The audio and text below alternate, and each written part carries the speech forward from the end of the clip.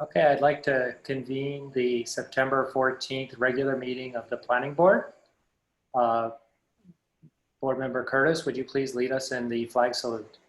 It is the hour of 7. Please put your hand over your breast and I will lead you in the salute. I pledge allegiance to the flag of the United States of America and to the republic for which it stands, one nation under God, indivisible, with liberty and justice for all. Thank you. Agenda changes. We do have agenda changes to be made. Andrew, would you please go over the agenda changes? Yeah, staff recommends that we move the main item to the first item on the agenda, and we will be taking public comment on the general plan throughout that agenda item. For those people who may be joining the meeting tonight to speak on items that are not related to the general plan, we recommend that you continue and have those public comments at the end of the forum before the remaining items on your agenda, which is, staff communications, any written communications you might have. So that's how we'd recommend that you orchestrate the meeting tonight. Are there any objections on the board to these changes? Okay, then we will go into the first public forum on the general plan update. This is a forum. We are not making decisions. We're making suggestions, providing our thoughts both from the public and for the board on direction for where this can go. There is a lot of time before this ever gets to the point where it's anywhere near what we would call final. So I would just want to make sure everybody understands that this is a work in progress and we are very early in that process. So Andrew, take it away. Thank you, President Teague and members of the Planning Board. My name is Andrew Thomas. I'm the City of Alameda's Planning Director, and I will be presenting on behalf of our general plan team tonight. Are we all set? I'm seeing a please wait while document is being prepared for reading. Is that supposed to be there? There we go. Excellent. Can everybody hear me okay? Is that a yes? Yes. Okay, fantastic. Okay, welcome everyone to the our first of 4 general plan forums for the review of our first draft general plan. This forum is focusing on the first theme of which is the first of 4 themes which run through the entire general plan. Uh-oh, did we lose the PowerPoint? It's on. It's going. Do you see it? No, my screen is black. Oh. Same here, Okay. Amy.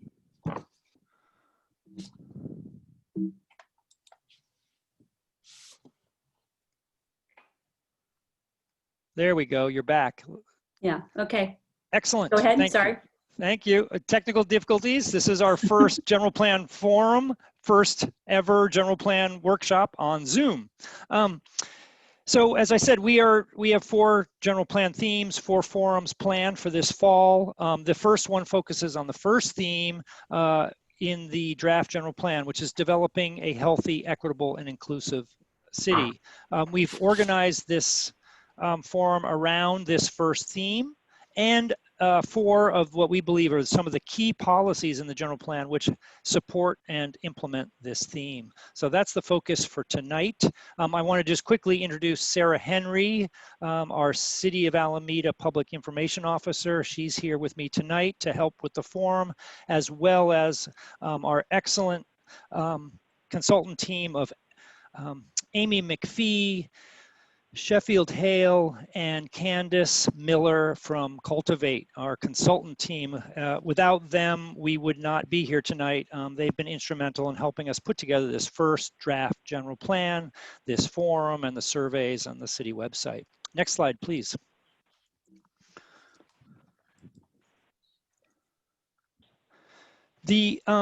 The agenda for tonight, just for all of you who are joining us at this first general plan forum, we are going to start off with an introduction to the general plan update, just to give a little orientation, and then we're going to dive into the first theme, and the first two policies which relate to that theme.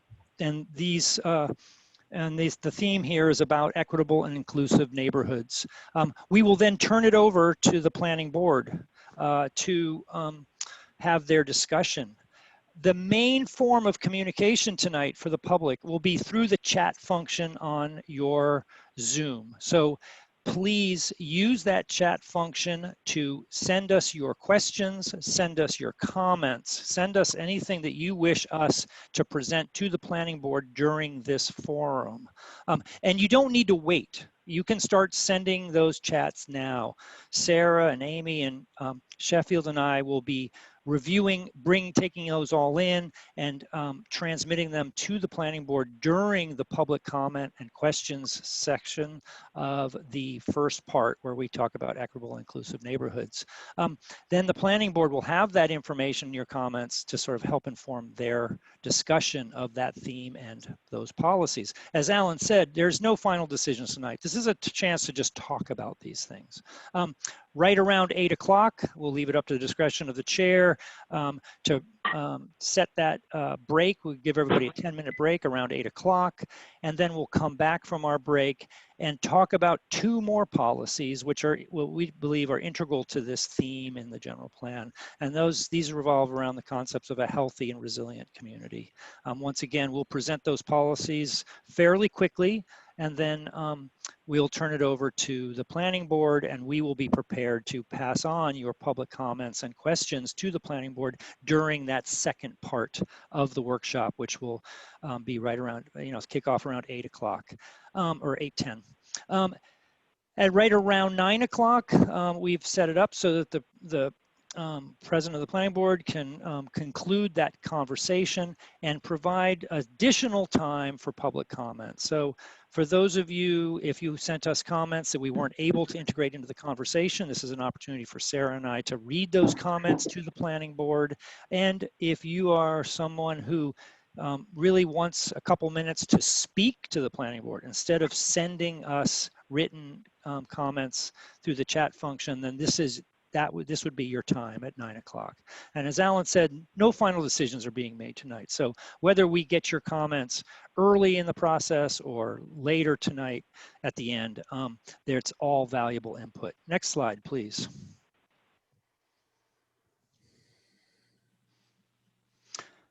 The goal for tonight is to introduce the first of the four themes, as I said, discuss these policies that we believe are important, and we want to hear from the community. This is an opportunity for the team, the general plan team that I introduced, to hear now back from the community and hear from the planning board about this theme and these policies.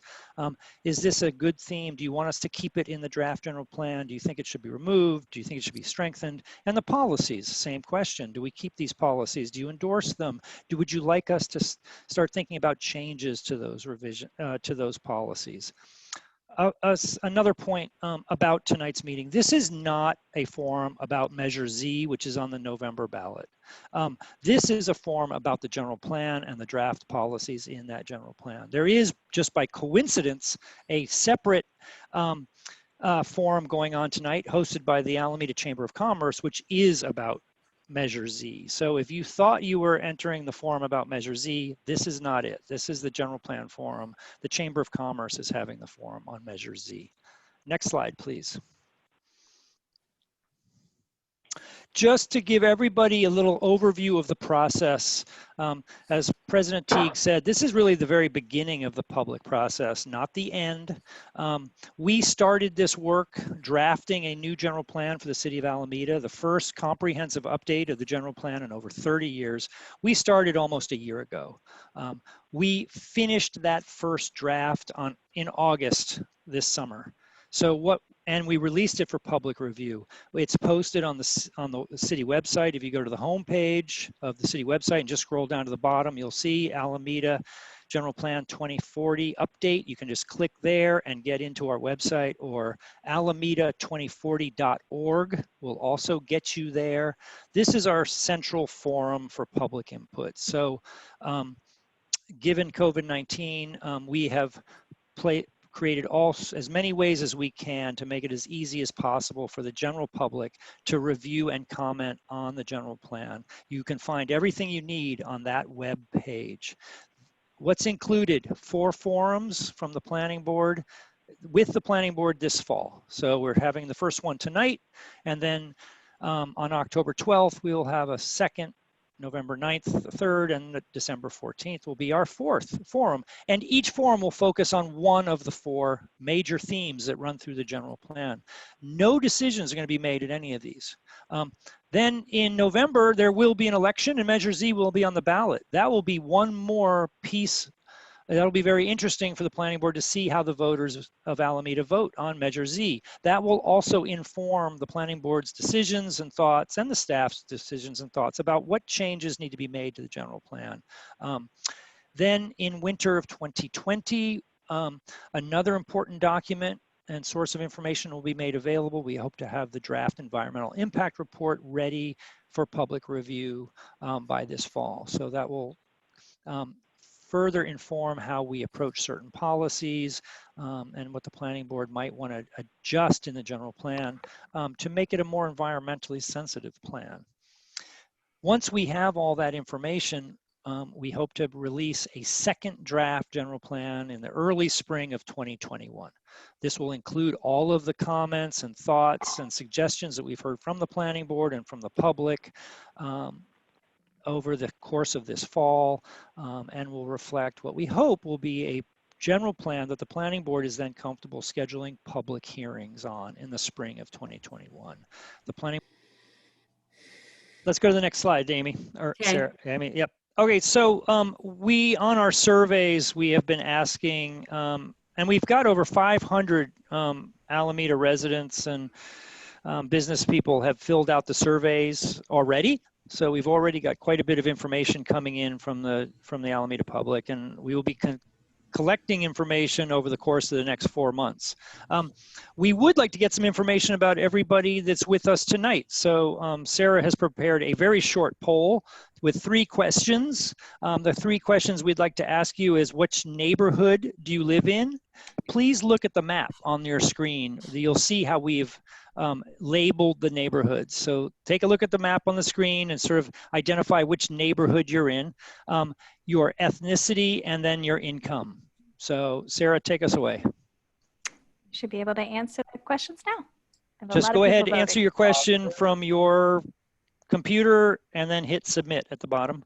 What is the divider between West and East Central, which are areas I've never heard of before? Grand. That's Grand Street. Mr. President, can I just, while we're waiting for the survey, ask a quick question about this map? Sure, go for it. Andrew, Yes. I have a question. If you look at, take the ethnicity and look at white, you have the citywide heavy blue and you have the light blue going beyond that. Are those percentages that they're showing? Yes. So that every one of those blues, if they total them, would total 100%. So based Right. upon the white population, the percentage of total whites that responded were way beyond what it was in the city. Is that what That's saying? exactly right. That's exactly right. Okay. And so, you know, if you look at the less than 10,000, you know, we have a fairly large number of people that are in that income group, but you can see just a tiny percentage of those people actually responded to the survey. Sarah, let's go to the next. Thank you. So what do we have on this one? You can see the people, everybody with us. It looks like we're fairly well represented across the island. We've got 28% of our guests tonight are from the West End, 6% from the Northern Waterfront. Interesting, nobody from the South Shore area of the map. We noticed that also when we looked at the survey results from the 500 people who have responded so far.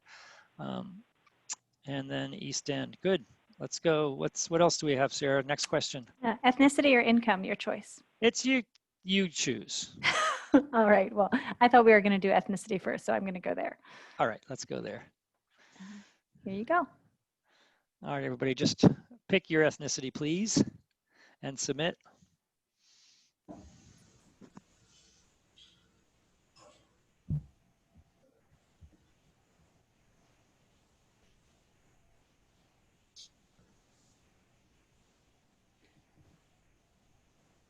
There you go.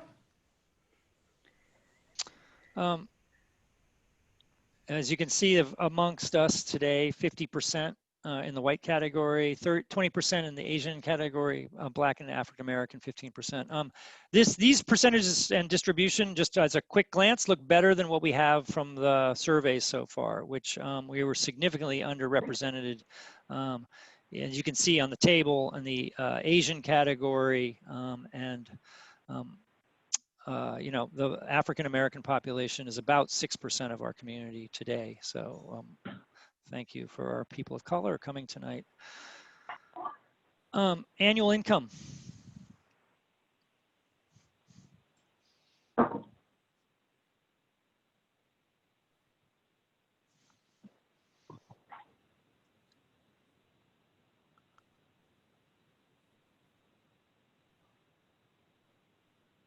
Yeah, well, this is very similar to what we've seen so far. Generally, the people who are participating in this general plan effort so far are in the upper income categories, not surprising. What this information tells us from the general plan team and based on the results that we talked about in the staff report is over the course of this process, we need to do a better job reaching out and working to reach out to those communities who are, and those neighborhoods that are not participating yet in this process.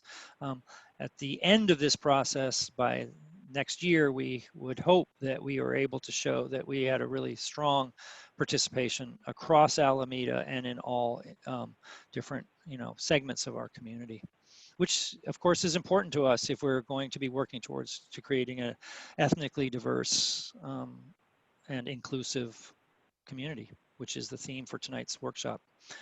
Why don't we just dive right in to these first themes and the first policies? Amy, you want to take us there? Thank you. Okay, so as we said at the top, this general plan has 4 themes that run throughout the entire general plan. Those themes are sort of inherent in the 7 elements or chapters, and among those 7 elements and chapters, there's over 179 policies. These 4 themes are described right up front in the introduction to the general plan, and they are really the guiding lights for this plan. These are the guiding lights, the ideas that this general plan is trying to promote. So it's very important that the planning board and the community review these themes very closely. And if we disagree with the themes, then obviously we need to be adjusted. Tonight's workshop is focusing on theme number 1, developing a healthy, equitable, and inclusive city. Theme number 2 is protecting the environment, responding to climate crisis, and meeting regional responsibilities. Theme number 3 is preservation and enhancement of Alameda's unique historic neighborhood character. And theme number 4 is enhancing mobility, accessibility, and life on an island. So each of those themes will be a subject of a separate forum and workshop, and is a subject of a separate survey on the website. But tonight we're focusing on theme number 1. And this theme we felt was just critically important to Alameda. It's a brand new theme for the general plan. This theme didn't exist and doesn't exist in the 1991 general plan, the current general plan. And we felt it was important to remind and clarify for everyone that this is a goal of this general plan, to be healthy, to create a healthy, equitable, and inclusive city, that we are a community of people, and all the general plan policies, which are really focused on development and protecting the environment and where we should build things and where we shouldn't build things and investments and things like that. At the end of the day, it's about trying to create a place for all of us that is safe and healthy and provides a high quality of life for everyone. That is why we are doing this. That is why we are drafting these policies and creating this general plan. And important to this is this concept that it should provide a high quality of life for everyone, irrespective of income, race, cultural background, or physical abilities. Next slide, please.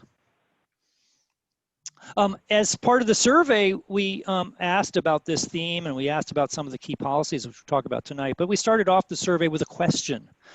And that question is Alameda a safe and healthy community with a high quality of life for everyone, regardless of income, race, cultural background, or physical abilities? As you can see from the results, you know, it's about 60%.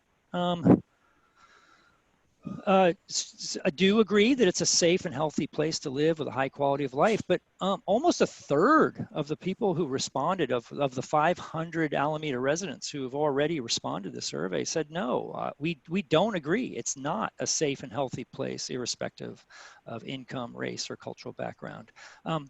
And the other thing that we found when we looked at the data that we've received, and you can see the comments, all the comments we've received as of the date of the publishing of the staff report, which was about 10 days ago. And at that point, I think we had somewhere over 400 comments. You can see they're all published there in the exhibit to the staff report, which is attached to this packet on the city website. What you can't tell from that, and we've just been going through that data, is that a high percentage of the youth that responded and a high percentage of the people of color that responded to the survey were in this third, were the people who did not feel that this is a safe and healthy community with a high quality of life for them. Some of the main concerns that we heard and see in those comments is that there's serious difficulties finding housing in Alameda, particularly if you're in the lower income categories. And if you're a person of color, you are experiencing racism and exclusion. When we see these kinds of findings and people talking about these kinds of issues in the general plan, it tells us that this theme is critically important, and that we need policies to address these, and actionable policies, appropriate and actionable policies to address these issues. The other thing I skipped over, of course, is, you know, fear of crime and fear of police, which was another thread that we really sort of jumped out at us as issues that this general plan needs to tackle. Next slide, please. No issue is more important from our perspective than the issue of housing. If you want to be in a diverse and an inclusive community, if people can't find a place to live, then they can't be part of this community. So we pulled two of what we felt was the most important housing policies and goals. The two most important housing goals from the housing element of the general plan, and the three what we felt was sort of most important or seminal policies. This package of policies essentially tells the story of what this general plan is saying about housing, which is that to be a diverse community and provide an excellent quality of life, we do need to provide housing needs for Alameda's future residents and for the region's residents. If we do this, we can really help meet many of our other objectives as well, including environmental, climate action, transportation, historic preservation, and economic development. These policies also make very clear that it is housing for all, not just a total number of units, but we need to be very thoughtful about that and recognize that our housing needs are diverse, that we need to think about the housing needs of special needs, people with special needs, people with lower income, senior housing, people who are either homeless or at risk of becoming homeless, people with physical disabilities or developmentally disabled, the seniors and the youth. And then, of course, throughout these policies, you'll see a real emphasis on the particular needs for more housing for people of lower income. We were pleased to see the results that, you know, over 75% of the people who have responded so far have really said that they support these goals. They think these are good goals and policies. Many people suggested suggestions for how to make them stronger and better. And about a quarter criticized these policies as either bad policies or weak policies. Many of the concerns raised with these policies address, you know, concerns about traffic, concerns about infrastructure, concerns about crime. Many in the 23% category really felt that we had to solve those problems first before we even considered adding more housing. This general plan doesn't take that approach. This general plan takes the approach that these are very important issues. These are all very important issues, just as important as the housing crisis, but the city must tackle all of these issues, and we must do them simultaneously. And they're interconnected. So if we make progress on one, we make progress on all the issues. You can't do housing without transportation. Transportation needs housing. Economic development, we can be consistent with our climate action goals and still do housing. In fact, it's integral to meeting those goals. Next slide, please. Okay, the last policy that I wanted to introduce before handing it over to the planning board and the public is policy LU1. This policy we felt was very important and really reflected this theme of inclusion and equality. This policy says that we are looking for complete and sustainable neighborhoods in Alameda, that our neighborhoods need to provide for the needs, the broad spectrum of needs that a good neighborhood needs to provide for. It's not just housing, it's also open space. It is cottage businesses and home occupations, it's local food, it's prohibiting barriers between neighborhoods. But it also really emphasizes the idea that good, complete neighborhoods provide housing for all income groups, affordable housing, different kinds of housing, congregate housing, senior assisted living, senior room occupancy, transitional housing, supportive housing, warming shelters. There's an important concept in this policy, which is our neighborhoods all need to be complete and they all need to be treated equally. No neighborhood is better than another neighborhood. We are a community of neighborhoods that are equal. And this is sort of a guiding policy. So none of these uses are, not good enough for certain neighborhoods, but appropriate for other neighborhoods.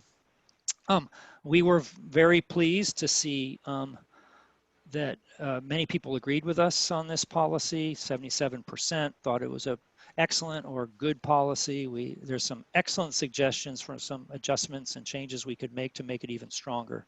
About 18% were opposed to this policy. And the opposition really seemed to focus on the affordable housing question.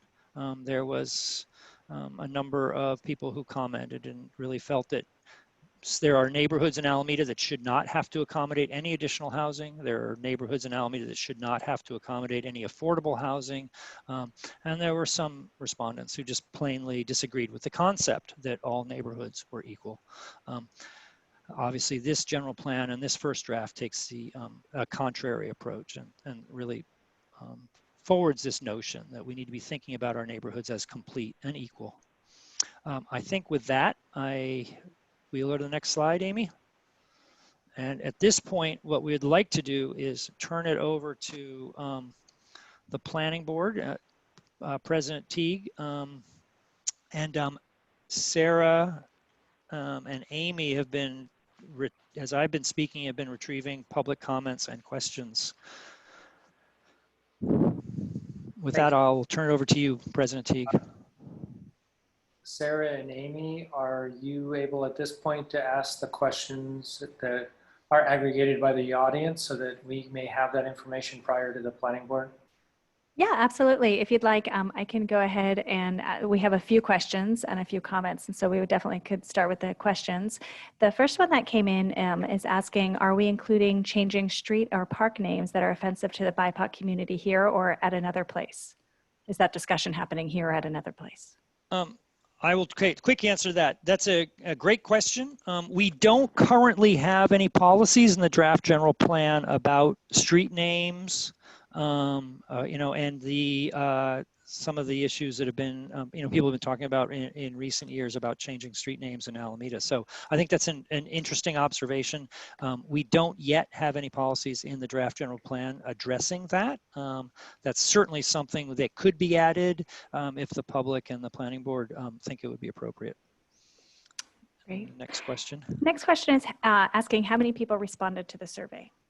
I think so far we have over 500 people who have responded, and the survey is not cut off tonight. We will be encouraging people to keep filling out these surveys all the way through the calendar year. I mean, at the end of we will produce a second draft in January or February of next year. So it's going to be, we're going to be taking input the entire time leading up to that. Great. Somebody asked, this was during the poll, what the outreach plan is as far as inclusivity for this process. They said that they can't see tonight's participants, but so far they look a lot like that person, which is white and middle-aged. Is he referring to me? No, I think he's referring to himself. Because he's right. I am white and middle-aged. We are in the planning board saw this in our staff report, but just for the public. So we're monitoring the participation. That's why we took the poll tonight. That's why we ask people who do the surveys on the website to fill out the demographics. We're already reaching out to different neighborhoods, different groups in Alameda, to try to increase participation in the areas where we see that we are lacking. So for example, the staff report talked about this. Based on the first 400 respondents, we are not reaching youth. A tiny percentage of the people who are participating are in the age group of 24 or less. This is a general plan for them. We need to be reaching out through our public information officer, through the school district, through youth organizations in Alameda to get the word out to the youth in Alameda that we want to hear from them.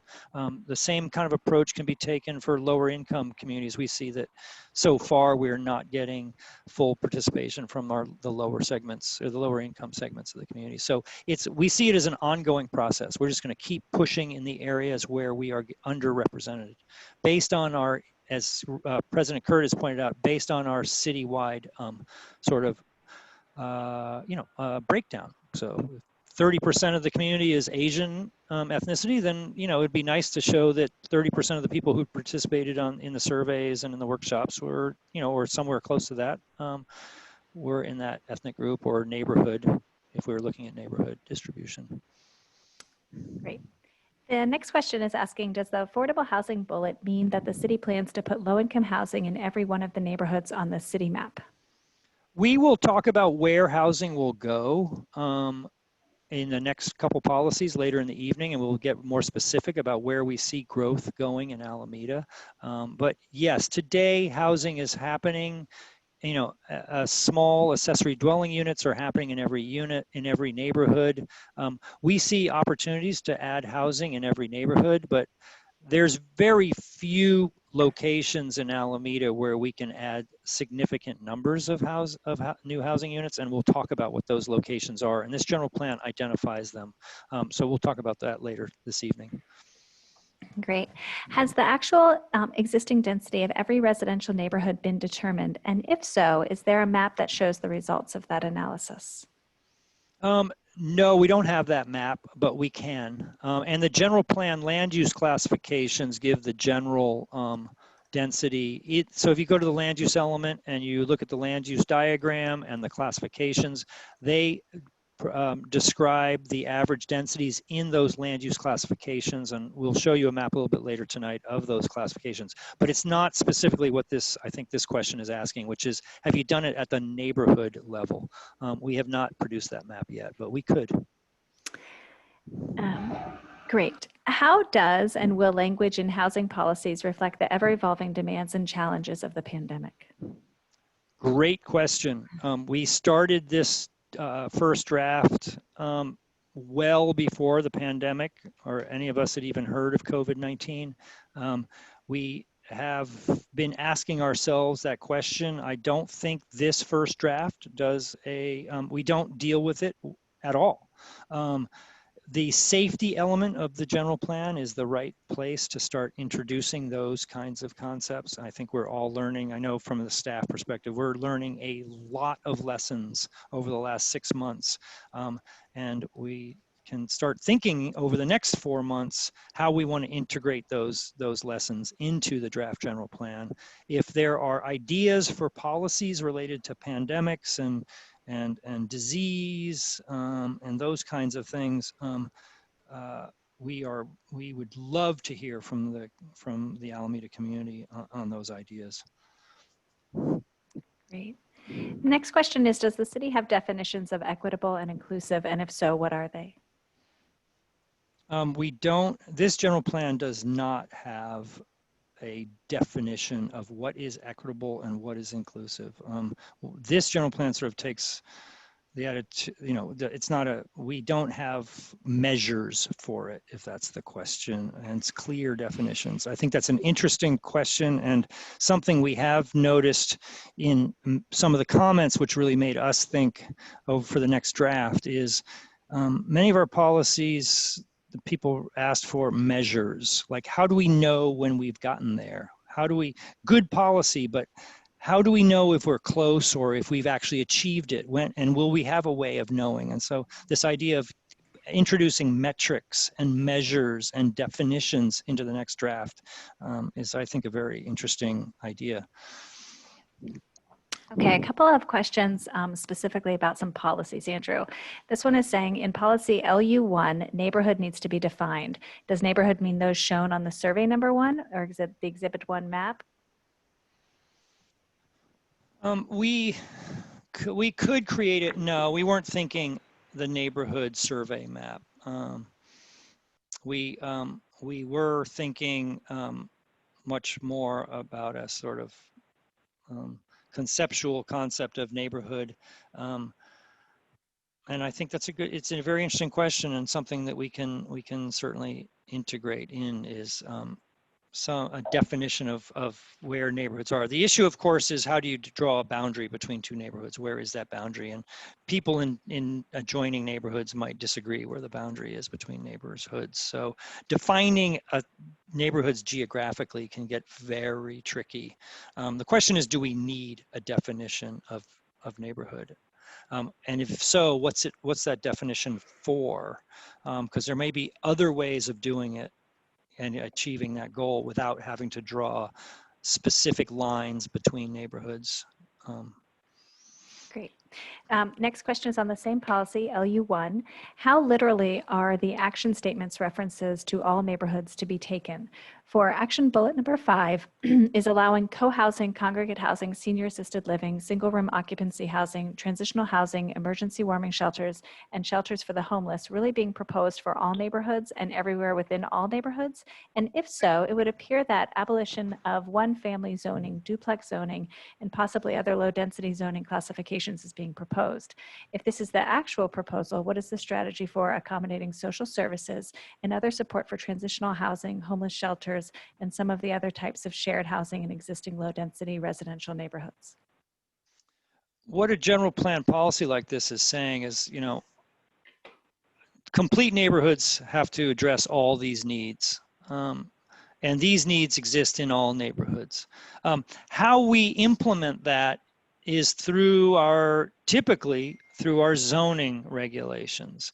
I think when you start, and what we've always imagined, of course, and this is the way the city of Alameda operates now, through our zoning codes, we determine what is a use permitted by right and what is a use permitted with a use permit. Many of these types of services that are essentially, managed services where people are coming and going, we typically require a conditional use permit because we might want to put conditions on that use, hours of operations, limits on noise, those kinds of things. So for example, for assisted living facility or a supportive housing facility. So that's how we imagine that being regulated through the planning and zoning codes. Really the question that we are posing to the community is, if you can regulate a use like that in one neighborhood of Alameda, why can't you do it in any neighborhood in Alameda? Okay, I have one last question. These are the Zoom questions I've received, and then I have a bunch of questions that I'm receiving through Facebook. So I'm going to ask this question, get your answer, Andrew, and then as the planning board is discussing, I'm going to go and get a whole bunch more questions for you. But this next question, recently state law requires the creation of an environmental justice element or integrating environmental justice into the general plan. Does Alameda plan to have a separate element or list it elsewhere? The affirmatively furthering fair housing rule was recently rescinded by HUD. Does Alameda have plans to continue to work towards those goals? We have integrated environmental justice throughout all of the elements of our general plan. We will be reviewing the first draft carefully against the state law requirements for environmental justice, but our plan is not to do a separate element. Our plan is to, as we've done with all of the elements, really weave these concepts throughout each element and not just isolate them in a single chapter. Thank you, Sarah. Absolutely. We're going to start with the board comments and discussion. As we don't have any decision to make, we're combining your questions with your discussion. So we'd like to start with board member Sahaba.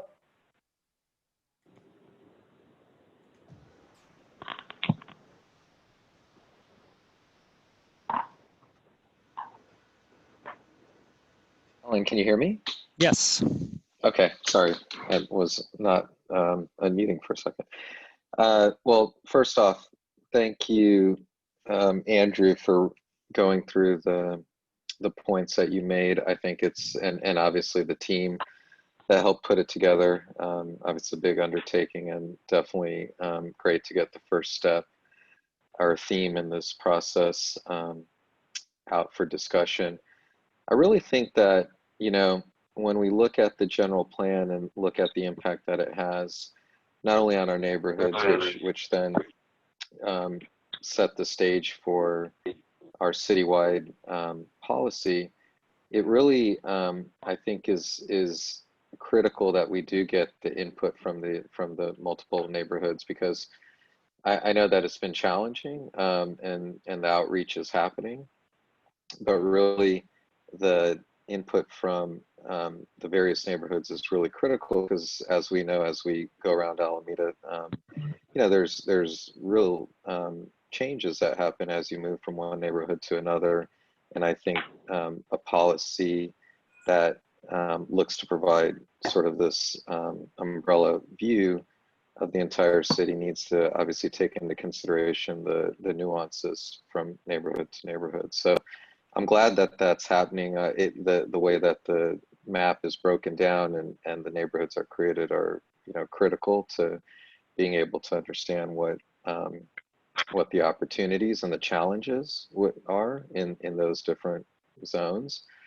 And I think that tying the housing policies into specifically what potential each neighborhood has is critical as well. And I know, you know, that some of the concerns have been voiced around, you know, how do we get organized in a way that allows for each neighborhood not to feel whether overburdened or not, or neglected in how the city starts determining policy around that neighborhood. And I think the way that we've definitely have to continue to dive into this is understand, where do we see the challenges. And I would say that, you know, some points that were made on setting the stage for equity, which is really critical, are important for us as a board and community to continue to dive deeper into. But with that, I'd like to, you know, I'm being aware of the time, and I know we still have public comment that we want to review, so I'll pause there and hand it over to the next person. Thank you. Thank you. Board member Ruiz. Thank you, President Teague. And first of all, again, thank you, staff, for preparing the draft and holding survey. And before I read your report, by looking at the survey results, I echo the same sentiment that further outreach to underrepresented communities and age cohort is very important to make this a success. Just kind of keeping it brief, I view general plan as the backbone for future planning. And in terms, I think that the theme number one that you have included to create an equity inclusive neighborhoods is a noble idea and is a goal that we should strive for. Therefore, it should be included in the general plan. At the same time, I do agree with the several comments, and especially those from Architectural Preservation Society, that some of the wordings are rather broad and can have unintended consequence. So we need to further define and refine these wordings to better reflect our goal, that what we are trying to achieve, and does not leave a door wide open for multiple interpretations or future interpretations that may be deviate from the goal. Secondly, I do, in terms of the housing policies, my concern is how do we keep up with the state mandates if it's being included in the general plan, as the state is constantly updating its requirements, and we don't want a plan that can be potentially in conflict in the future. At the same time, we need to keep it flexible. So I am on the fence whether the housing policy should be included in the general plan. With that, I yield my time. Thank you. Board Member Rothenberg. Thank you, President Teague and colleagues. I concur with your thoughtful comments, and it was an excellent draft. So thanks to the team for presenting it. My salient review, I had a few observations. One is that economic goals and related initiatives is kind of buried in the text.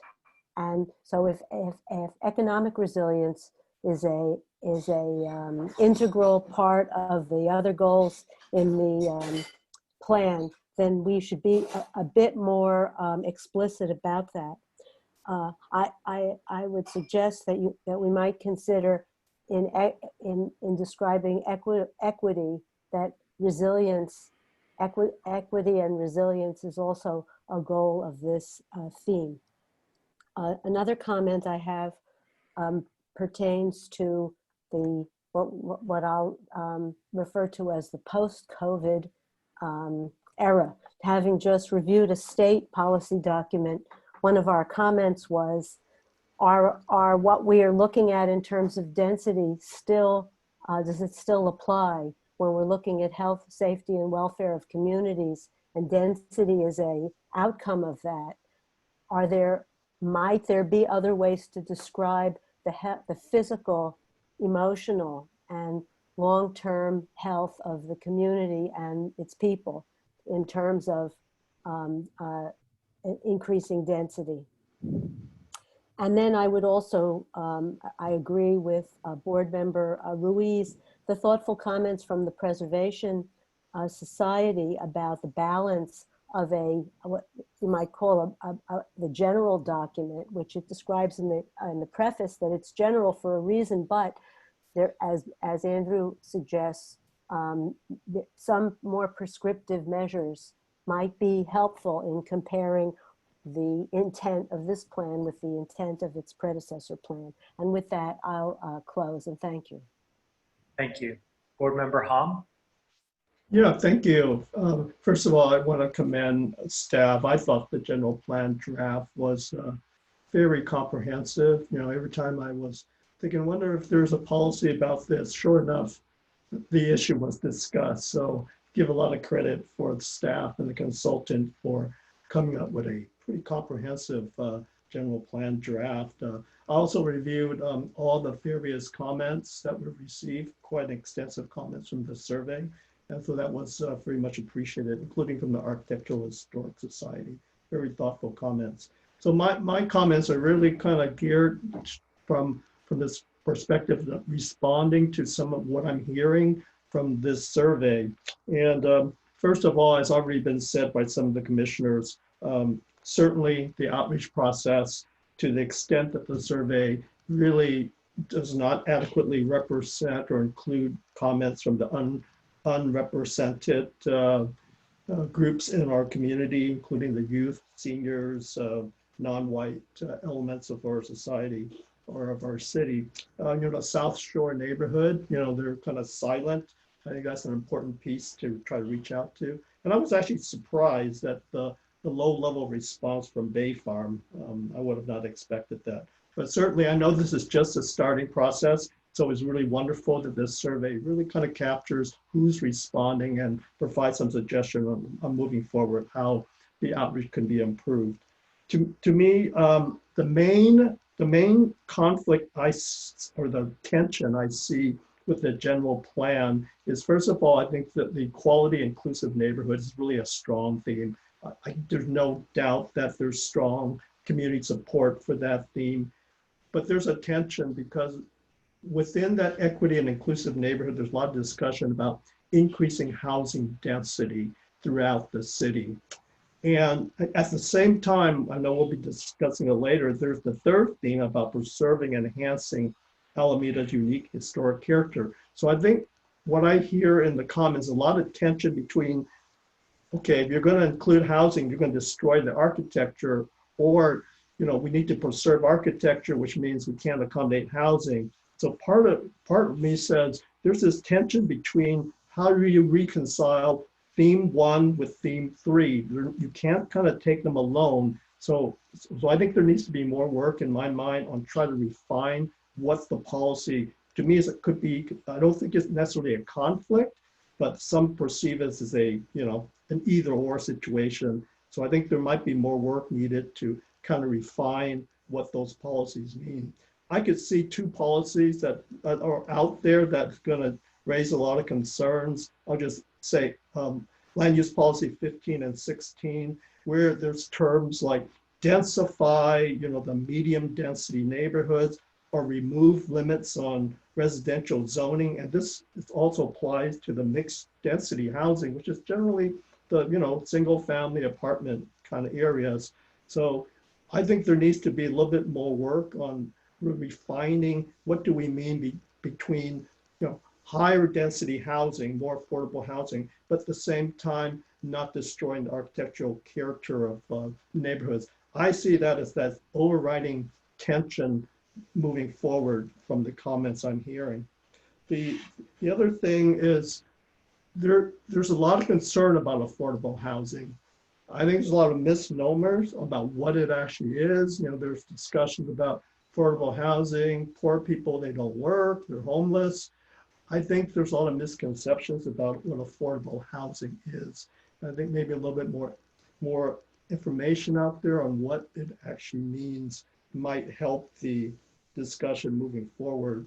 I also think that there was a lot of cynicism about the community outreach process in the city. And I don't know where that comes from, because I sense, quite honestly, from my perspective, Alameda does a lot of community outreach, but there's some cynicism there. I think maybe some policies that address community outreach, I see that in general plans, community outreach policies. And I think community outreach is very, very much an equity issue, because usually the lower income communities are not providing the voice. And the survey kind of reveals that. So I think community outreach is certainly an equity issue that might be considered in the discussion. The other final thing regarding environmental justice, I agree totally with Andrew. I don't think the city's required to have an environmental justice element per state law. However, environmental justice should be integrated into the general plan as it is. What I do see, however, is that the transportation policy really talk about equity and environmental justice, which is really good. But I think the same level of focus about equity should also be incorporated into the land use decisions too, because it's not just about equity about transportation choices. There's also equity in the land use decision process. One specific thing about the transportation policy, it talks about environmental justice, but then it talks about congestion pricing over the bridge. To me, that's a real equity issue, because people coming to work in Alameda, usually, a lot of the people, they can't live in Alameda. Pricing is too high. So when you talk about congestion pricing, the equity impacts of the transportation policies need to be considered. Anyway, those are just some of my comments. I probably have further comments on the second half. Thanks a lot. Thank you. Board Member Curtis? Thank you. First of all, I too want to commend staff on a great job that they did. I've read all of the responses and I've looked at the policy. I personally support the first theme that's going through. But one of the problems, and I think that Board Member Hahn hit it right on the head, is that what you have is you have a lot of cynicism that's come back in these responses. You have a certain group of people on one side of the economic spectrum thinking, yeah, this is really a lot of lip service and good things. On the other side of the spectrum, you've got people who are concerned about density and preserving their property. And I think that the problem occurs because what we're talking about in this plan, even with the policies, are generalities that don't necessarily transcend all of the neighborhoods equally for a lot of reasons. Economic reasons in terms of putting in some of these things economically just don't make sense with land values where they are, and their densities the way they are. So I'm thinking that you're going to assuage a lot of the fears and cynicism that you have with this by being more precise on how these policies work and how they impact each and every neighborhood. Because I'll tell you that in order for this to work, and in order for our people in Alameda to feel included and to feel that they're a part of it and feel that the city really cares, the city has to have credibility. And it has to have credibility across the spectrum. And the only way that that can be done is by being more precise in what they're going to do and how they're going to do it. Anything more I say is just redundant to what my colleagues have said, but I truly believe that what you don't know is more alarming than what you do know. And what you do know is what's put down on the paper. If it's a generality, you can read a lot of stuff into it. If it's precise, then you can say, by gosh, this thing can work, and they can do it. And then you can pull it off and we can really get what we really want to do. Thank you. Thank you. Thank you, staff, and all of the people who've been providing commentary. I truly appreciate it, and all of the feedback from my fellow board members. I have a couple questions for Andrew. When will the draft of the housing and mobility elements be available? What we posted on the city website is our current housing element, which under state law, we have to update in we have to get it adopted by the summer of 2022. So what you're looking at on the city website is the current housing element. The policies we showed were from the current housing element. The mobility element is up on the city website. Like all 7 elements are up. The complete document, it says TBD. No, on the website, really? Download the complete document. Oh, well, we'll double check it. It worked. It worked. A couple weeks ago for sure. Could be that like the individual piece you get it, but the full document PDF does not have it. Oh, that's interesting. We'll double check that link. How has the housing authority responded to their helping to expand the participation? We have reached out to them. They're going to help us on the, reach out the housing authority, the collaborative, we're going to reach out to all those groups to really help us get the word out to the lower income segments of the community. Okay. I am very much in favor of including a theme very much like this. There's 2 sections of it that I have a little bit of would like to see a change, which is the general policy support and enhance Alameda's efforts to be a place versus ensuring that we're a place. I wish we could ensure, but we can support and enhance our efforts to do it. The other thing is we have a very limited set of irrespective of X, Y, and Z. And being someone who is a member of the LGBT community, I have experienced discrimination in our city. And even tonight, we saw the use of the word gay used as a derogatory term on our presentation. And, you know, that is something that is also present in our schools and elsewhere. And it's not just limited to income, race, background, physical ability. I would really like us to be more of the provide a high quality of life for everyone without discrimination. And be as open to as much anti-discrimination as we can, not provide specific values. When I look at a general plan, one of the things from our previous one is that the general plan is the development constitution for the city. So it is the thing that guides our development policies. So, you know, we support, we enhance, we encourage, we allow. Those types of statements are the things that I typically would expect to see in a general plan. The housing goal 1 and 2 and HE2 and HE3 actually are like provide, provide, provide. I really would like them to be encourage, support,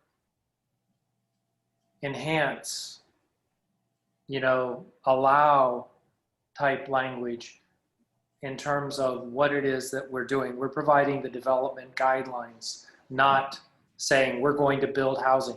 I wish we could say we could build housing, but we don't have the funds to do that. We can encourage public and private to build housing through our development plans, and we should be doing that. And so that is something that I would like to see cleaned up in the draft. When you look at the safety and you talk about the pandemic, make sure that you also include the air quality and heat issues that are going to be plaguing our city more and more as the years go on.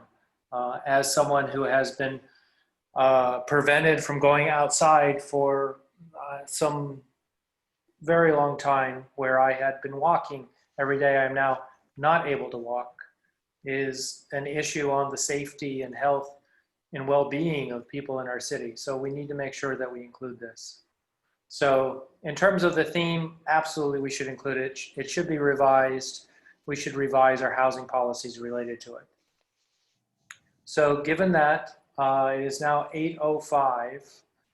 Would the board like to take a 5 or a 10-minute break to give at least a 5-minute, potentially a 10-minute break before we do the next section?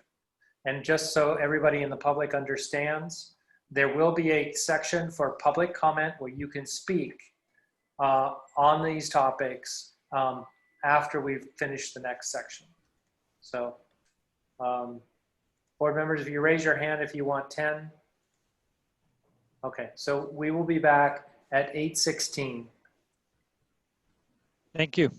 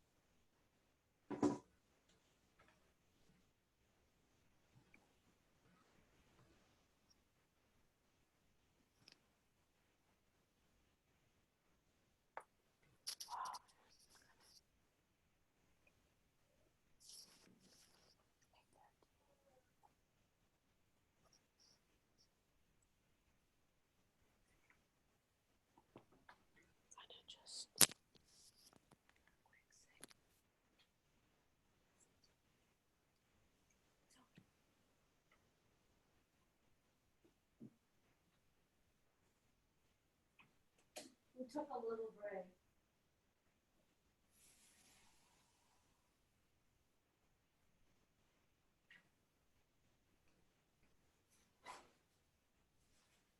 Oh, this is very easy to get out.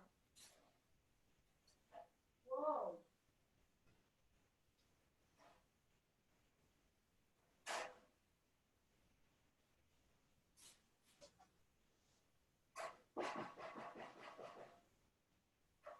Oh, that's definitely the way to go, Yehuda. It came right out. The other one is kind of struggling here. Maybe that's the one I sent David. Yeah.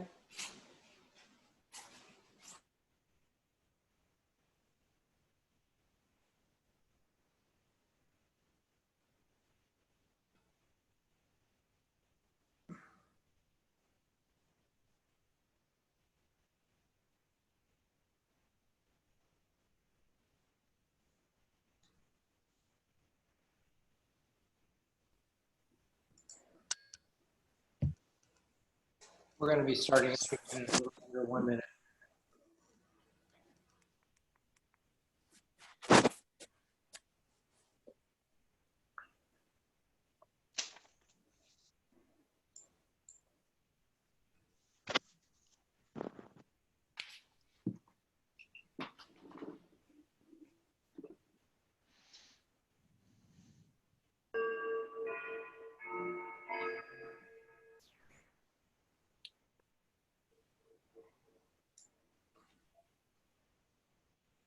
Andrew, you ready to go? I am, whenever you're ready.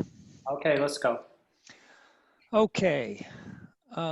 Let's see. Amy, are you with us? All right. Yes, I'm here. Fantastic. I can see that. You've got us moving. President Teague, we have about 6 more questions that we received and a handful of comments. What we would like to do is I think we should just continue with our schedule. We have the 9 o'clock hour. At 9 o'clock, we'll find out if there's still some people who would like to speak to the planning board, as you said at the beginning. But we also thought if there is time, we'd also love to read through the questions and give quick answers. We think there's a great opportunity to educate and at least answer people's questions. On the comments, any comments that we haven't had that we don't have time to get to tonight, we can publish those comments for the planning board so that you will have those comments and the public will see the comments. And we can publish all those comments on the city website so that it's all part of the public record, and you'll have the benefit of those comments before you make any final decisions later in this process, but not tonight. The other, does that work for the board, that approach? That sounds good. Does anyone Okay. object? The other, I just wanted to before we move on to the next set of slides, I just wanted to acknowledge, we really appreciate the comments from AAPS and the board comments about the policies. This is where the community process becomes so important to the general plan update process. To have people review these policies, ask us questions about these policies, and we do agree, we want these policies to be as specific and as clear as possible. There shouldn't be misinterpretation in the future over what we are trying to say. And this is why it's just great to have the public reviewing and helping us with this, and we appreciate that. So to the public, please keep sending those comments. Feel free to wordsmith policies and send us very specific wording changes if you think it would help. With that, let's dive into the last 2 policies. I just have 2 policies to present on this theme tonight, and then we'll turn it back over to the planning board. The next policy that we wanted to just introduce tonight is policy LU14. This is in the land use element, and it is really acknowledging that for us to be a healthy and safe community into the future, we are going to need to deal with probably the single biggest threat to our community, which is climate change and the effects of climate change, such as sea level rise. This concept and the theme of dealing with change is and climate change and their connection between our general plan policies about development and how we deal with climate change are just integral to this general plan. And you'll see that in the themes, you'll see it in all the policies. What this policy is saying is that to deal with the issue of climate change, we need to act as part of the region. We need to be part of the region's plan to deal with climate change. We cannot address climate change alone. We have to do it as part of a regional effort with the other communities in the region. That's how climate change needs to be addressed both locally and regionally, and we need to work together. As the region improves, then all the cities will improve. The city of Alameda cannot stand by and hope that everyone else takes care of it for us, and we can't do it alone. We can't do it without the region. So this policy talks about that, the need for that coordination and that consistency between city and regional plans. It also acknowledges that if we can do this, if we can work regionally and act locally, we will not only deal with our climate change issues, but it will also support our other efforts and leverage our ability to work with the region to deal with our transportation system improvements, increase our affordable housing supply, and to do it in areas that make sense near job centers and adjacent to existing transportation infrastructure. And finally, what this policy talks about is we can accommodate and work with the region's plans if we focus our development in our priority development areas. These are areas of the city of Alameda that have been identified by the city council, have been identified in the regional plan. So the regional plan includes these 2 priority development areas in Alameda, and what our general plan is really saying is this is the area to focus that new development. This is the area where we can accommodate additional housing and additional jobs. And this is how we should do it. We should do it in these priority development areas and along areas where there is good transit and easy walking distances to reduce automobile dependency and therefore reduce greenhouse gases as well. We were very happy, of course, to see that 73%, almost 3/4 of the people who have taken the survey so far felt that this was a very important policy and a very good policy, and there were lots of excellent suggestions about how it could be made stronger and better. A quarter disagreed or was critical of the policy, and many of those commenters sort of took the approach and viewed this issue as, well, look, more people means more cars, which means more greenhouse gases, so why would you want to build more housing in Alameda? This general plan takes a regional approach and acknowledges that what the regional plan says, which is for the region to minimize the environmental impacts of housing and transportation, we need to build in the inner Bay Area cities where the majority of the transportation infrastructure already exists. So those are places like Alameda, Oakland, Berkeley, Emeryville, and our surrounding communities of San Leandro and other inner Bay Area communities. So, it's clear disagreement on that and how we need to approach this issue. This general plan takes the position that we can meet our regional and local housing needs, and we can address our climate change needs and our transportation needs by working on these interrelated issues and doing it together. Next slide, please. This is the land use diagram. This is from the land use element. It divides the city up into what we call land use classifications. And what you can see in this diagram, just for the benefit of the public and for the planning board, when we call out the priority development areas, and these are described in the general plan, we're really talking about There's two in the city of Alameda. There's Alameda Point, which is the large purple area on the western side, the left side of the island, west of Main Street there, and shown in purple, that's Alameda Point. And the northern waterfront, which is the purple areas along the Oakland estuary. Those are our two priority development areas in Alameda. We also call out the transit corridors, Park Street and Webster Street. Those are the two primary transit corridors, which are the red areas on the map, the community commercial areas shown in red along Park Street, from the Park Street Bridge to South Shore, and on Webster Street from Central all the way down to the Webster and Posey tubes. That's where we have the land and the capacity to provide for additional jobs and additional housing. Let's go to the next slide. And to address, and I think, you know, Board Member Hom really put his finger on it. The issue is this tension of how do you preserve Alameda character and accommodate regional and local housing needs? Are those two issues you know, in conflict with each other, and can we achieve both? What this general plan is saying is, yes, we can. We absolutely can.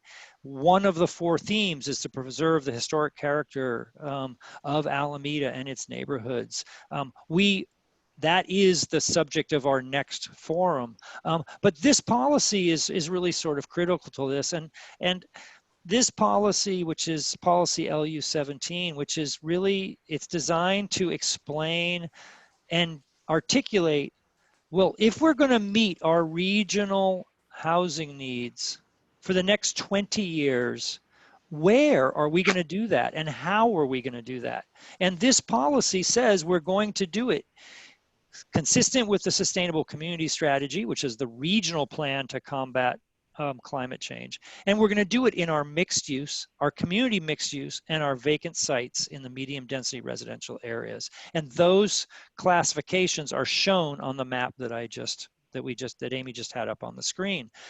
Then the general plan on the same page goes on and specifies specifically what those sites are, and we list them. Those, and they're shown here on the screen. The other important piece of this equation here is, well, how many units are we really talking about over 20 years? The introduction to the general plan has a section, that's the first chapter, and it has a subsection called Looking Forward, Alameda 2040. And that's where we describe our projections. Our projections for Alameda and our regional housing need over the next 20 years is somewhere between 6,000 and 10,000 units. We get our regional housing need every 8. So we don't know what the regional housing need will be for the next 20, but we can project, and we believe it will fall somewhere between 6,000 and 10,000 units. We are starting to get early indications on what our regional housing need will be for our next 8 years, starting in 2023 through 2030, which is essentially the first half of this 20-year period. And we believe it'll be somewhere between 4,000 and 5,000 units. So for projection purposes, we're looking at potentially 4,000 to 5,000 units over the next 10 years in Alameda, and then another 10,000 over the next 10 years. And the land is available to accommodate that kind of, those numbers and that type of housing on these sites that we have listed in the general plan as where the lion's share. Now, this doesn't mean that we're not going to add any housing anywhere else. Today, an owner of a single family home can walk into City Hall and get permits to add a second unit in their backyard. That is the local law here in Alameda, and that's the state law that's allowable. So, you know, there are small little sites spread around Alameda, and there are existing residential properties that could accommodate 1 or 2 more units. That's for sure. But if you're looking to understand where in Alameda are we going to build the vast majority of the housing over the next 20 years, we believe, and this general plan directs it to these locations. As always, we got a lot of comments on this from the survey results. The vast majority were supportive of this policy. Many people had lots of good ideas about how it could be strengthened and improved, and they had criticisms of this policy in terms of the breadth of it and the specificity of it. Others, of course, 33% were more critical, and some were just, straight out clear that they just didn't support adding more housing in Alameda because of the transportation issues and other issues that they had raised earlier in their comments.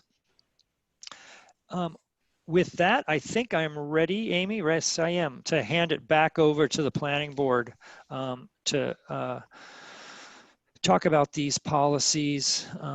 Sarah, are there questions that you, or I guess I should turn it over to President Teague. Are you, would you like to hear questions from the public at this point?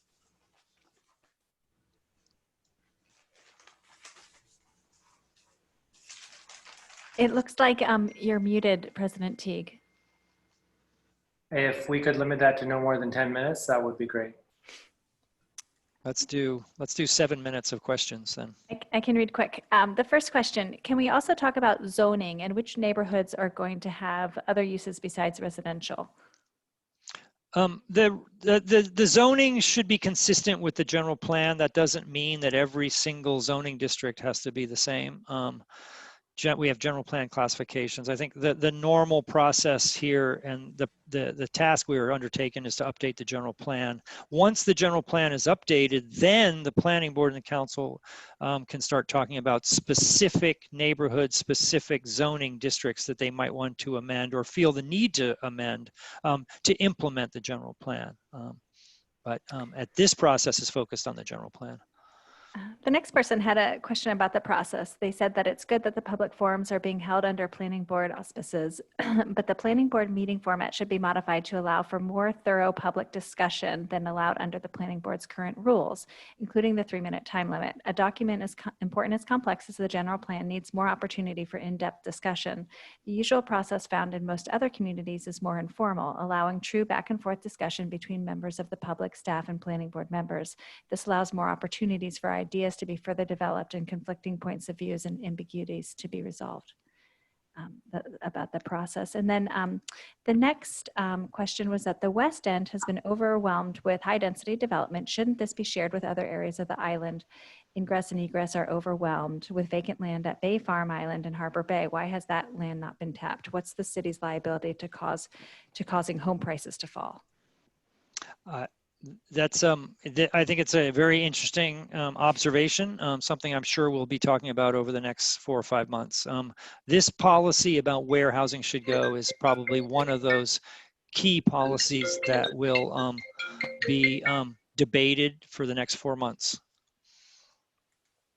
Next question, is there a way to update the survey results and show the change before the end of the meeting?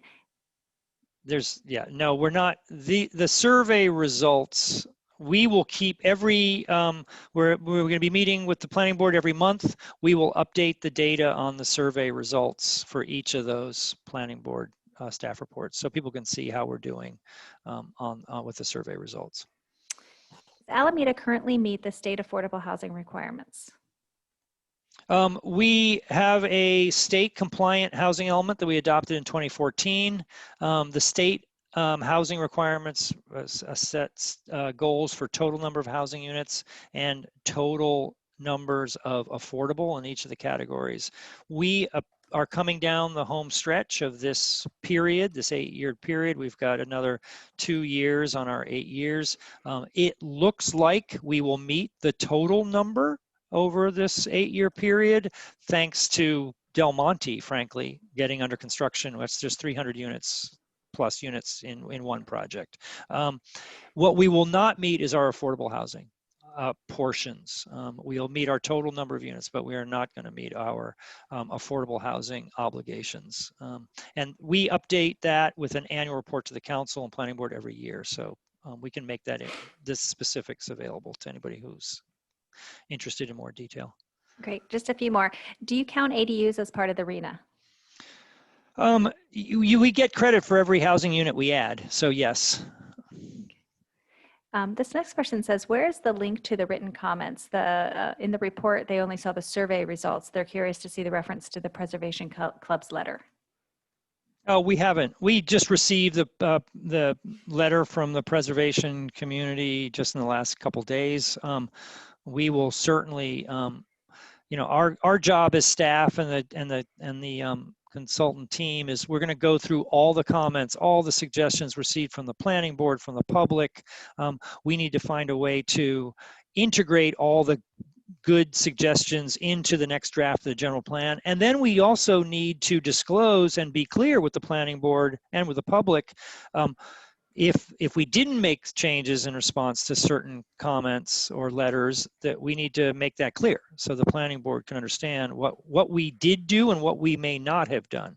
And then I think we start having a conversation about maybe you know, those remaining pieces. And then ultimately the planning board can recommend whatever they want to the city council. So staff prepares the draft, the planning board then will take over and say, no, we want our draft to have these pieces and these changes. We will give that to the planning board as the second draft, and then they can adjust it further as needed before passing it on. The next person asked, why are we discussing philosophy before addressing infrastructure? As I said earlier, we are focusing on all these issues. The general plan deals with infrastructure, it deals with transportation, it deals with the housing crisis, it deals with the climate change. So we are not doing one before the other. We're doing all of them together. Tonight we're focusing on equity and inclusion, and you can't have that conversation without talking about housing. Great. Okay, why doesn't the general plan mention adding a new bridge or expanding the tunnel? Why is access and egress not being addressed at all? More units equal more people that need to enter and exit the island. The general plan talks a lot about transportation. We have an entire mobility element. We have a climate change element, which has significant and important policies about improving access and mobility. General plan does recommend a new pedestrian and bicycle bridge, which is something the city's working on the West End. So there is extensive policies in the general plan to address the shortcomings of our transportation. As we said earlier, this is a serious issue, transportation. We are not belittling it. In fact, this general plan puts a lot of discussion and policies into that. The fourth forum is all about these issues. Great, and just have a few more. There's a growing consensus among researchers that residential zoning is associated with racial and economic segregation. Among other tensions, how can Alameda equitably and inclusively, how can Alameda be equitable and inclusive while maintaining land use policies associated with segregation? Well, we are trying to write a general plan that does not exclude and does not segregate. And we, you know, that's what we're here to talk about tonight. And this draft general plan I think we are, you know, that's what we're trying to do. And that's what this conversation is all about. Is there a provision to dedicate a certain percentage of our shoreline to wetland restoration? The wetland restoration and areas for preservation for just the natural environment are talked about in both the in the conservation and climate change element, and there's policies and maps identifying those areas. The next person's talking about the proposed development intensities, maybe that's a typo, are not clearly defined in the land use map on page 14. They say that the land use classifications definitions beginning on page 15 appear to describe only existing conditions, not what is proposed, and seem to leave proposed intensities very open-ended. The proposed maximum intensities must be clearly identified in the general plan and the impacts discussed. When will proposed maximum intensities be shown? I know who this is. I've already had this conversation. Yeah, we agree. What we did in the land use classifications, we described existing densities in those areas so that people could look in where they live on the land use map and get a sense of what the density was of their neighborhoods, if their neighborhoods are in those areas. We agree with the speaker. We do, ultimately, the general plan needs to, we agree, needs to have a maximum density or maximum FAR for each classification. What the planning board ultimately recommends on those, we will deal with the second draft. And we felt that it was important to find out, this is where Measure Z plays into this picture. Measure Z will affect what the planning board can or cannot do in terms of changing densities in different, or recommending different densities in different areas. Right. Okay, two last questions for now, and then still a bunch of comments for later. Has the council approved enough affordable units and that they just haven't been built yet? Well, the council has approved enough housing to meet the regional need, but even if every single one of those units were built, we wouldn't meet our affordable housing obligations. Okay, and then how is the future housing demand forecast? Alameda's population only increased by 4,000 people in the last 10 years. Yeah, that's all described in the introduction chapter to the general plan, looking forward 2040, and we project that we will need to build between 6,000 and 10,000 units. What that does, we project and estimate for our population is that it's going to increase it from today, it's around 80,000. It will increase it to somewhere in the neighborhood of 100,000, depending on how many units we have to build. And as I said earlier, we can only estimate at this point. And that's the end of that concludes the questions. I do have a bunch of comments for later. Thank you very much. So we're now going to have board member questions and commentary. I'm going to start with board member Ruiz.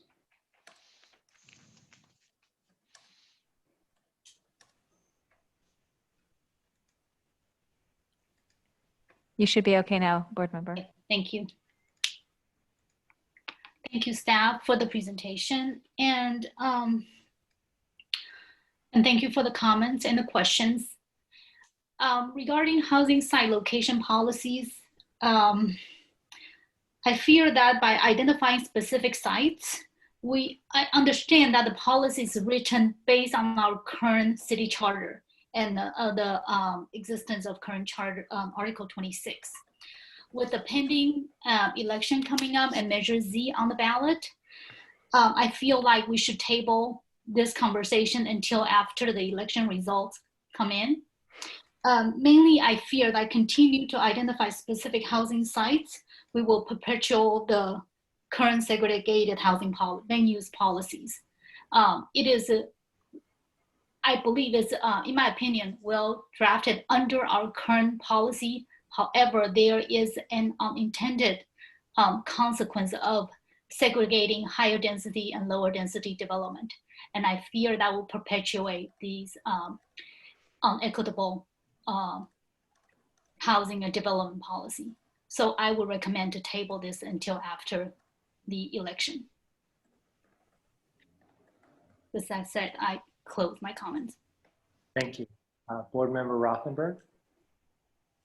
Yes, thank you. I thought that was a thoughtful presentation, and I don't have any additional questions or comments in addition to those that have already been expressed for this particular iteration, but I do look forward to participating in the upcoming forums. Thank you. Thank you. Board member Hom. Yeah, thank you. Clearly, this is another policy that I think in general, the community is very supportive of it. You know, it sounds good, healthy and resilient. I think a lot of the comments were, what does this really mean? You know, this could be perceived as a little bit vague. So obviously, I know moving forward, refining this policy a little bit more would make a lot of sense. You know, this policy also touches quite a bit on housing. That's what a resilient community is. And I know the staff report really talks about the RENA process, the fact that every city needs to accommodate more housing units. And certainly Alameda is similar to other cities. The next cycle, we know that's going to be a tremendous increase. So where do you put the housing? So that's really the challenge. I appreciate that staff is trying to refine and identify the priority development areas and specific sites. Some of the policies, you might take a look a little bit further because I think there's some concerns about what it actually means.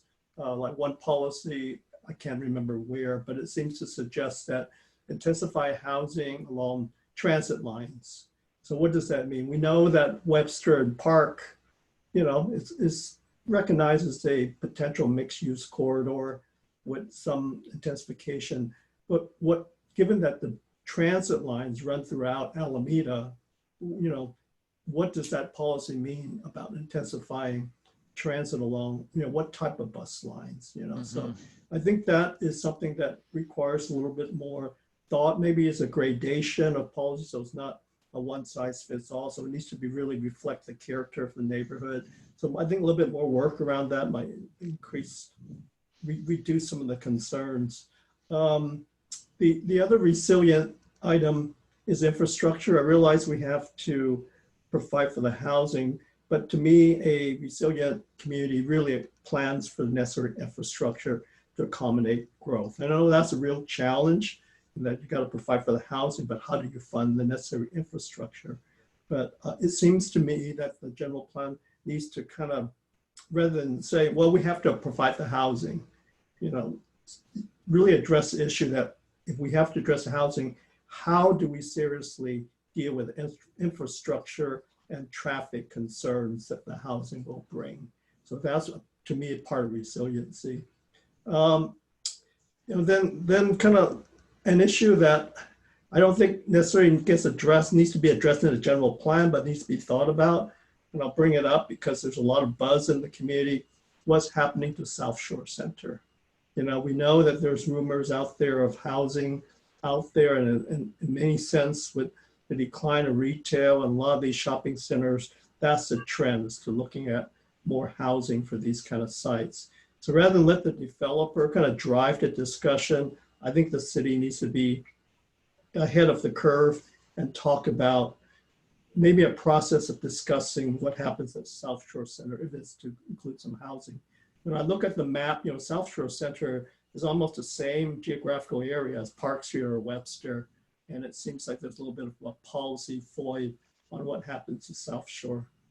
And then the final comment, and this was brought up by one of the commissioners already, which I think is important, because under a healthy and resilient community, the issue of public health policies, that's also an equity issue. I know it's addressed in the general plan, but it seems to me a little bit more discussion or focus on public health issues in the general plan would kind of tie into the discussion of healthy and resilient communities and kind of reinforce that whole concept. Those are my comments. Thank you. Board Member Curtis? I agree with most of what my colleagues, with all of what my colleagues have said. I have one concern, and I know that infrastructure is not something that is a compelling force with regard to housing, but it is a compelling factor with regard to safety. And my concern is that with the units that we're building, are we going to have an adequate infrastructure to be able to handle emergency vehicles during peak hours? Are we going to be able to handle emergencies during a time of a catastrophe, say a big fire or an earthquake? This is a study that should be made prior to going into this thing and not afterwards. But aside from that, I have no questions, just a comment. Thank you. Thank you. Board Member Sahaba?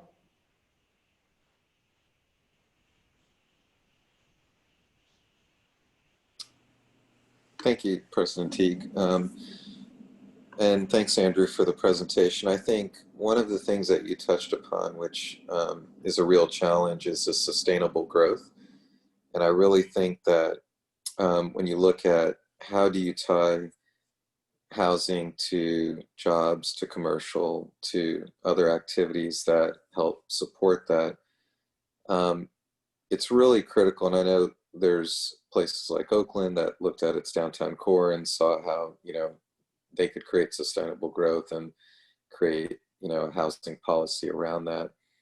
Especially since we're an island community, for the most part, you know, it's really important to understand how this growth occurs and where where it occurs in a meaningful way.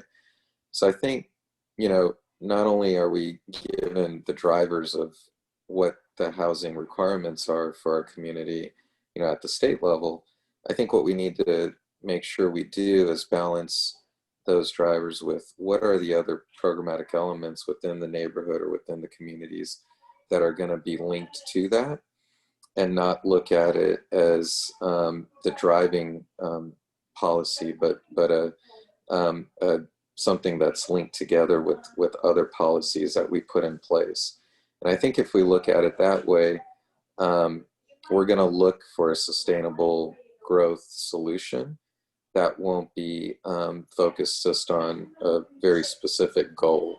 It'll be focused on a more holistic goal that we want to achieve, whether neighborhood to neighborhood or as an overall community.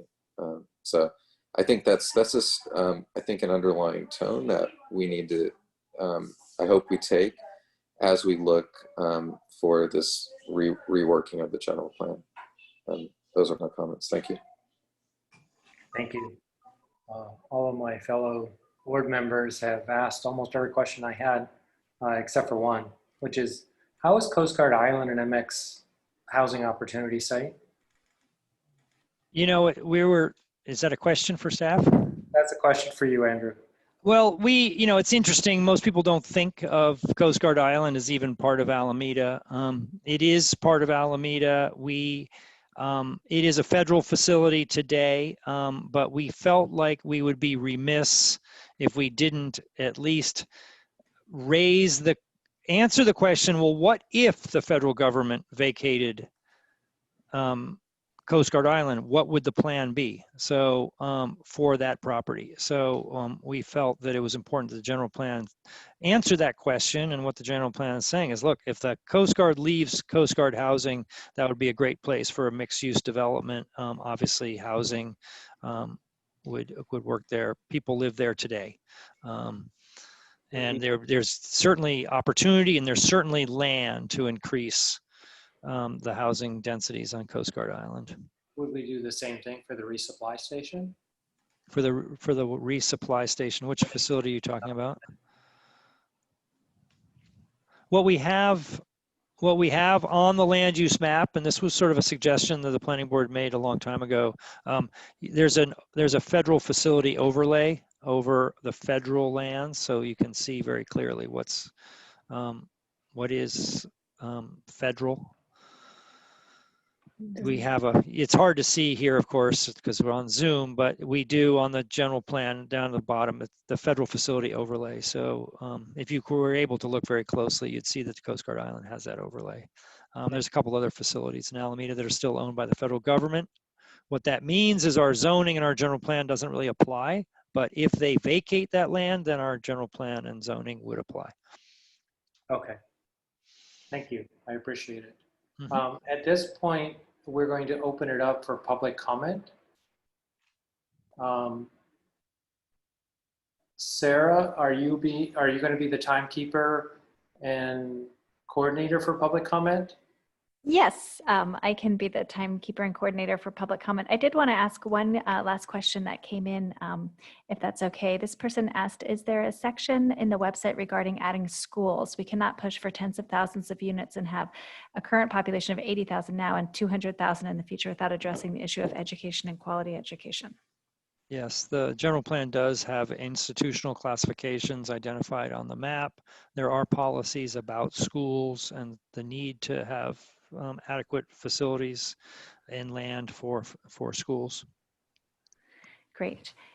Okay, so then I just put into the chat the instructions for how to raise your hand, and I'll just read it. If you'd like to address the planning board verbally, please click on the icon labeled participants at the bottom center of your screen.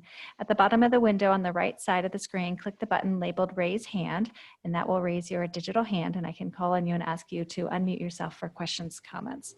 And I'm just going to go ahead and get my clock ready because everybody has 3 minutes, and I will start with Betsy, and I'm going to ask you to unmute Betsy, and you can start talking. Thank you, Sarah, and thank you, Andrew and Planning Board. We need to know what we have now before we decide what changes we want to make for the future.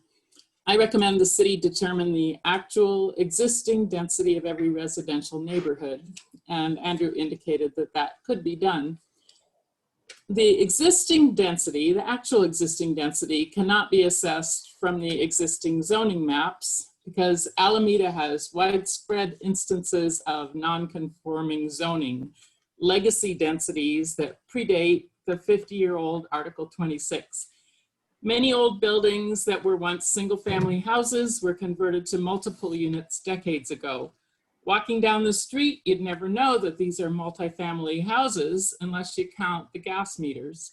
Many of these provide low-income housing for families and individuals.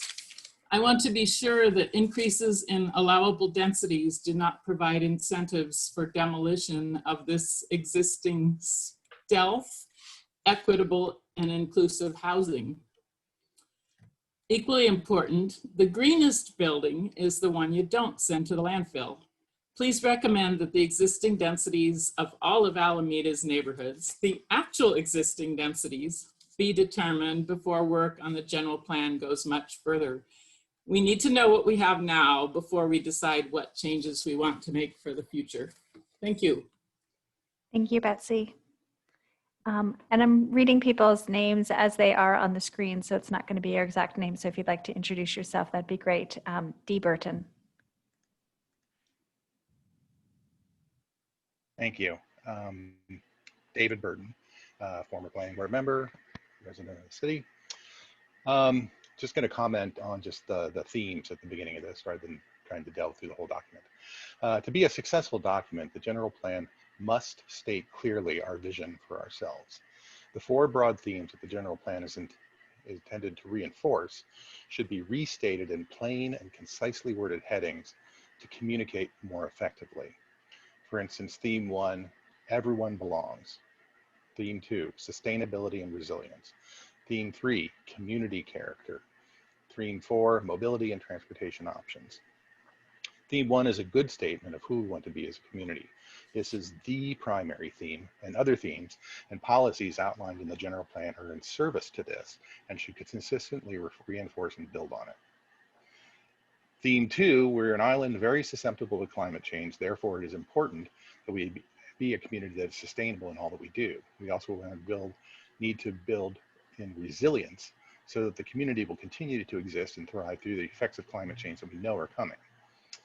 In terms of meeting the regional needs, this is an important and necessary thing for the community to do, but it's not necessarily strictly related only to sustainability and resilience. I think the language on that needs to be worked on. Theme 3, Alameda is a community with character and charm. However, as a city conceived in a pre-car era, it is built on the same principles and with the same architecture as every city in a similar age. It is not unique in that sense.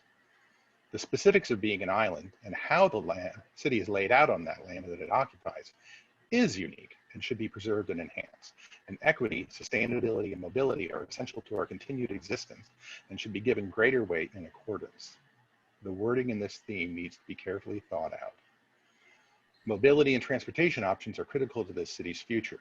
In order to be welcoming to all, to be a truly sustainable and resilient community, and to maintain our character, the theme must be embedded in the thinking that informs all of the land use and transportation elements in this general plan. City staff and the boards and commissions that review this document need to analyze every bit of the plan to ensure that what we are saying we will do reinforces these themes. If something doesn't, then it needs to change or be omitted. Thank you. Thank you. Bev Du. All right, this is Jay Garfinkel. Bev Du is my wife. I have a few comments. You know, I spent my education and career involved in scientific application to problem solving. I don't see that being applied to the present project. Personally, you know, it's a major project and I personally wouldn't want to be responsible for it. But I have a couple comments. One is if there's going to be some major development, a building change or something, the planning department sends out a notice to everybody or posts a notice for everybody within something like 300 feet.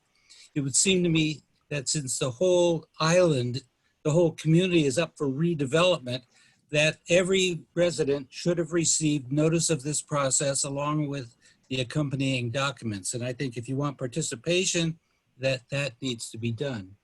I'm concerned that this process is going on at a time when many people aren't able to participate because they're involved with the elections or they are concerned about COVID-19. And I think it would have been more responsible to defer this until certainly after the elections and probably even to early next year when we have a better handle on the pandemic. I think that I look to government for safety, not for social engineering. I think that to consider all of these philosophical items before adequately addressing the infrastructure. I don't think that a pedestrian and bicycle bridge is going to be able to handle all of the increased commute. Many people can't reach where they're going by bike, even if they can get to another BART station. And at the other end, the next BART station may not be close to where their work actually is. So I think that's not a very realistic approach. And finally, let me say that a philosophical approach is fine. I really don't agree with deferring to the Bay Area, the region. This is a city. We have to look out for ourselves. What you're suggesting is much like a parent talking to a child, and you say, gee, do you think everybody should be treated the same? And the kid says, well, yeah, of course. All right, well then take your dessert and divide it between everybody else on the street. So anyway, I'm concerned about the way that this is being done. Thank you. Thank you. Next we have Dodie.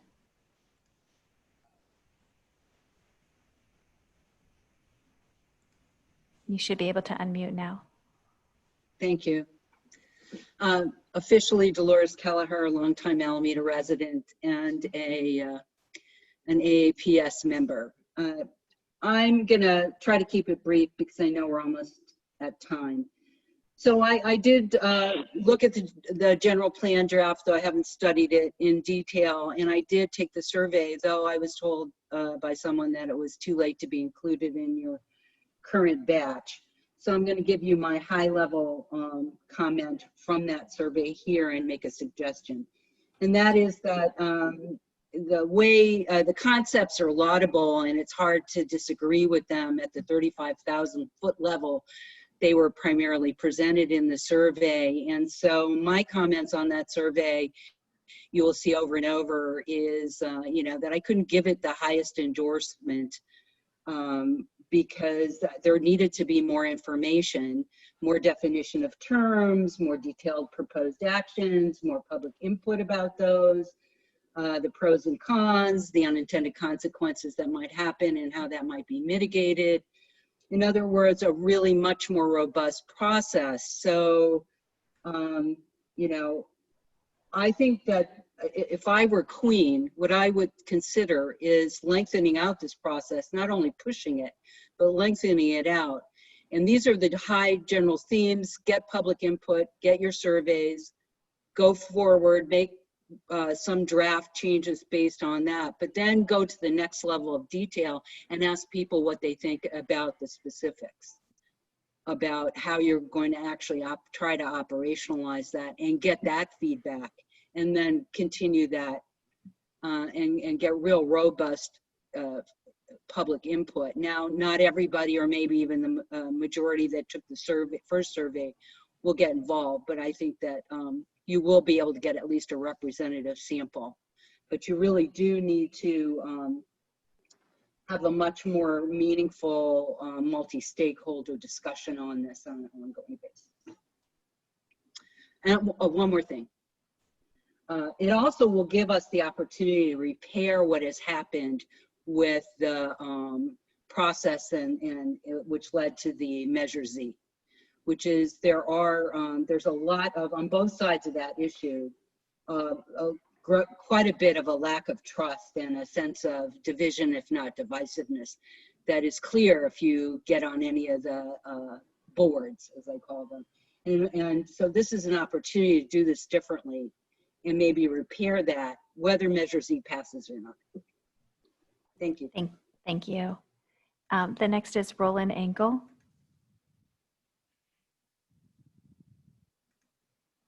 And you should be able to unmute.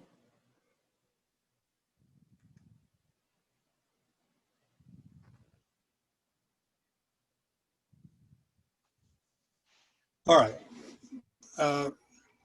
Thanks to the board members for your presentation, and thanks to the community members that are participating in this. I'm going to bring up an issue that nobody's brought up before, and that is the installation of 5G technology on the island. I myself have located what I think are 7 locations of 5G antennas on the island. If people are not familiar with this topic, 5G, they're going to increase the frequency of radio frequency for our computers and our telephones by a factor of about 150 in terms of frequency, going from about a gig and a half to up to 300 gigs. And we've already got it on the island because we can read it on our cell phones. There have been no studies of the health effects of 5G. The telecommunications giants are not providing any health studies.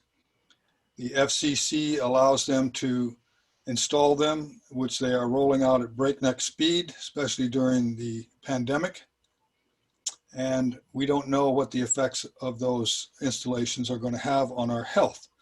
So since this is the section of the general plan when we talk about the health of the community, I think that's got to be included. And I see that there's no discussion of it or even mention of it anywhere in the documents.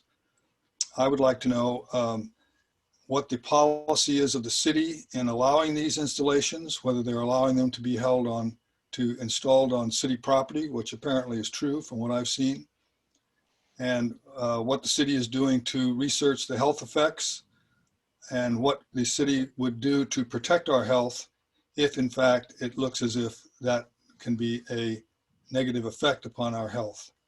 My wife and I are already suffering what we think could very well be the effects of 5G, and we're seriously considering moving as a result of those health effects.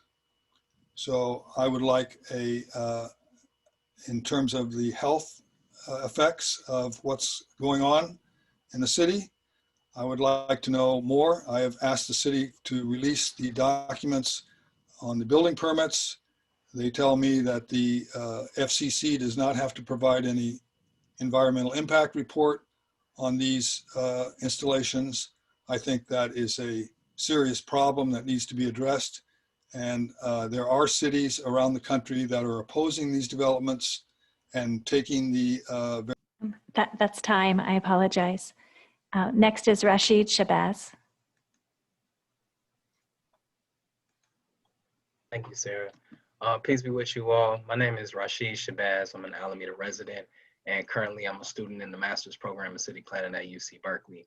One of my first planning experiences was when I was a little younger, and the city community development department worked with some young people in West Alameda to have them do outreach for the West Alameda improvement plan.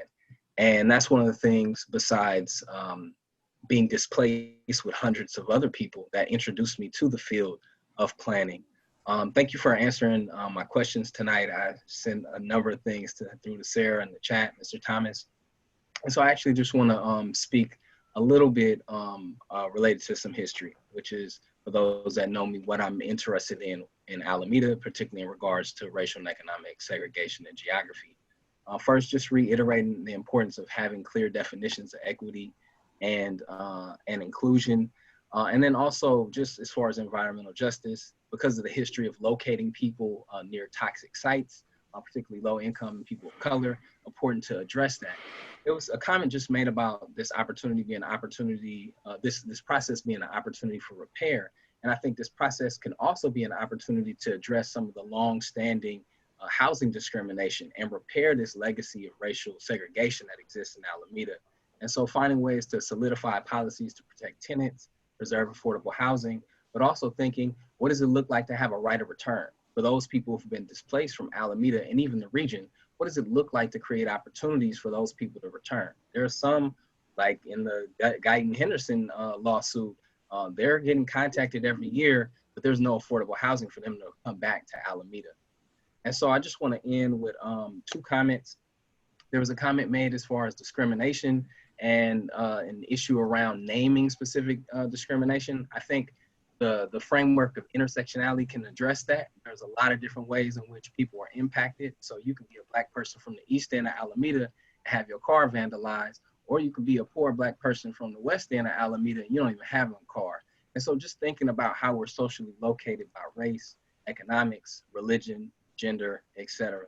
And then lastly, I'm doing a presentation with the East Bay Housing Organization on Friday for people interested in the history of racial justice and housing justice in Alameda. That's going to be at 11 a.m. And it'll be online, EBHO. You can read more about that. Peace. Thank you. Next, and actually this is the last speaker. Actually, there's 2 more. Next speaker is Dory Miles. Thank you, Sarah.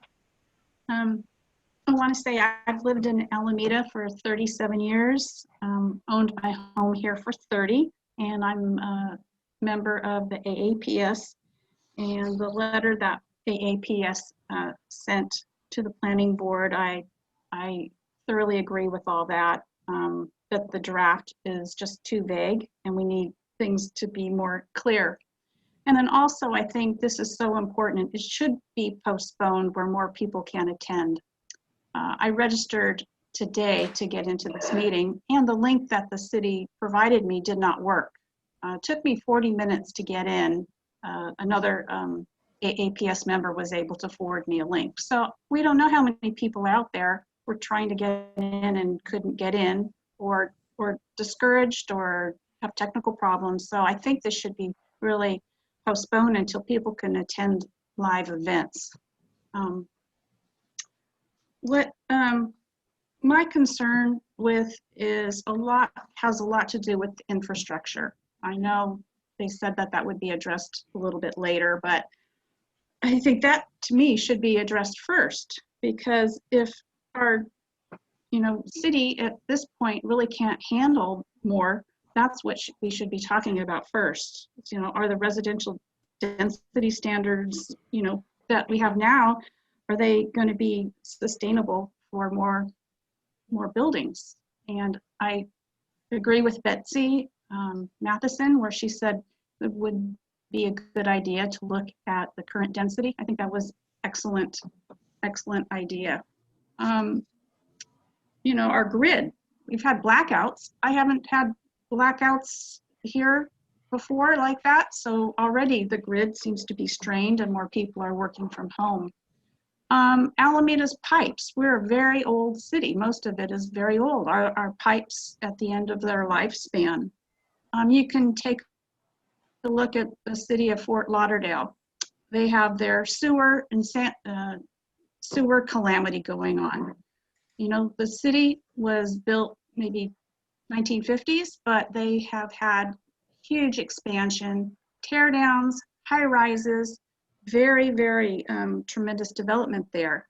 Their sewers started leaking in 2014, and they kept building more and more and more. And as of February 2020, there's been 212 million gallons of raw sewage all over the streets and waterways. And even the mayor of the city said that the growth outpaced the pipes. So, I'm in an area where they're small homes. They're maybe, 1,000 to 1,200 square feet. It's R1 with 1 duplex. Well, if you put a great big building over here, these little homes weren't were made for, just one bathroom. Most of these homes have one bathroom. You put a whole bunch of big buildings here, it's going to stress the system. So I'd like to see how that's going to be addressed and make sure the infrastructure can really handle all this, especially in these R1 neighborhoods that weren't originally built. Dory, I'm sorry, with your time is up. Next is Savannah Cheer. Can you hear me? Yes. I always have trouble with city-run meetings in Zoom. I just wanted to say thanks to everyone for having this forum tonight. It's my first time kind of engaging with a general plan process in the public, and I think it's a really great opportunity for us to all think about how we'd like to live in the city in the future.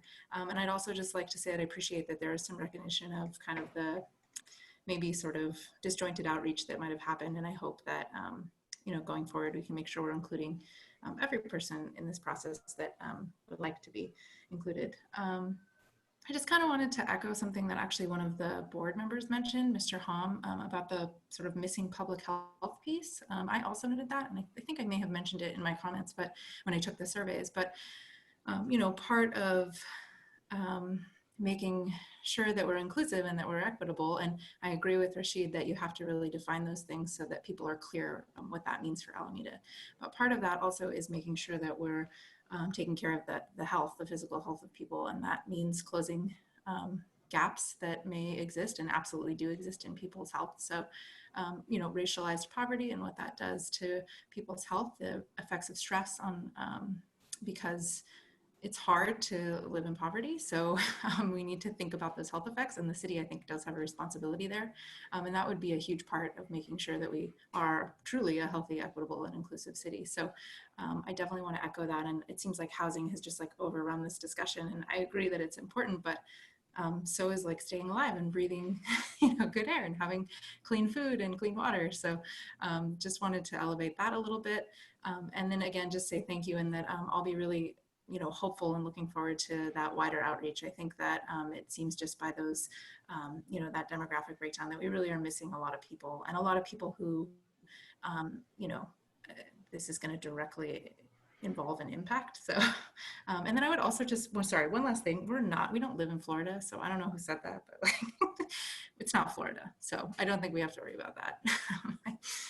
This is a plan for the future. So like if you've owned a house for 30 years or something, like think about the people who have to live here for the next 30 years. It's probably not going to be you. So yeah, just it'd be good to be thinking ahead a little bit more than we might be. But anyway, thanks again. Appreciate it. Thank you. Next is Christopher Buckley. Can you hear me? Yes. Good. I had four comments, which are also questions. First, can the process for responding to the survey be communicated more clearly?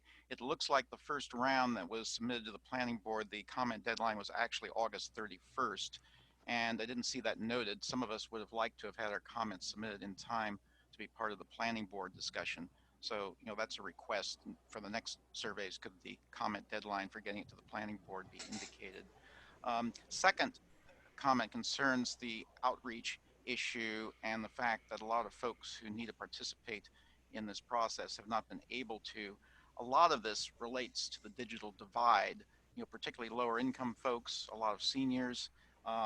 Some of them don't have computers, and many aren't very skilled at doing it, particularly responding to things like this electronic survey. So the outreach efforts should include some alternative means, maybe allowing people to fill out hard copies of the survey and dropping them off or mailing them. That might help.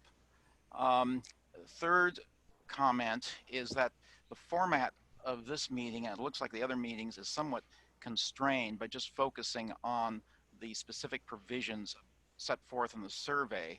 And there's other more overarching provisions that should also be looked at. I'm with Alameda Architectural Preservation Society. We tried to highlight that in pointing out some of the ambiguities and inconsistencies. But there's also some more technical issues, like there's a proposal possibly to replace residential density as a measurement of intensity with a form-based code system like floor area ratio, height limit setbacks and so forth, which we think is promising. It should be looked into. But how does that relate to the state density bonus law, which is calculated, which allows increases of density expressed in terms of residential density? If you don't have residential density in your zoning ordinance, how do you relate that to the state density bonus law? And then finally, the planning board format here at these meetings, where we're submitting chat comments and then we can speak now freely, which is good. But can there be a more loose format established where there's more open-ended discussion, where you can kind of compare ideas, where it's really more truly a forum, almost a round table? I've been involved in similar planning processes like these, even on Zoom, where you can have that kind of interaction. So that's a question. Can the future planning board sessions be opened up like that? Thank you. Thank you. Next speaker, and actually this is the last speaker, is Joyce.